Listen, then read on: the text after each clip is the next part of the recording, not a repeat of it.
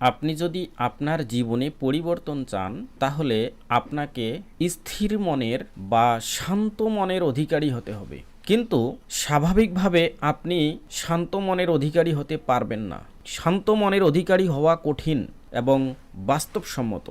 বিশ্ব যখন চরম সভ্যতার দিকে এগিয়ে যাচ্ছে তখন মানুষের মাইন্ড অস্থির হয়ে উঠছে। প্রতিনিয়ত মানুষ অস্থিরতার মধ্যে বাস করছে। মানুষের মধ্য থেকে স্থিরতা, শান্তি এগুলো চলে গেছে। স্বভাবত মানুষ যখন কোনো বিশেষজ্ঞ ডাক্তারদের কাছে যায় তখন ডাক্তাররা অধিকাংশ রোগীদেরকে টেনশনের ওষুধ প্রেসক্রাইব করেন। কারণ কি? ডাক্তাররা জানে যে আমরা টেনশনের মধ্যে আছি। এজন্য যে রোগের ওষুধ আছে এই রোগের ওষুধের পাশাপাশি টেনশনের ওষুধ ব্যবহার করেন। কিন্তু এই ওষুধ কি আমাদের ভিতর থেকে আমাদের টেনশনকে দূর করে দিতে পারে? এই ওষুধগুলো আমাদের মস্তিষ্কের টেনশন করার জন্য আমাদের মস্তিষ্কের যে অংশ দায়ী বা যে স্নায়ুগুলো দায়ী সেই স্নায়ুগুলোকে শুধুমাত্র একটু দুর্বল করে দেয়।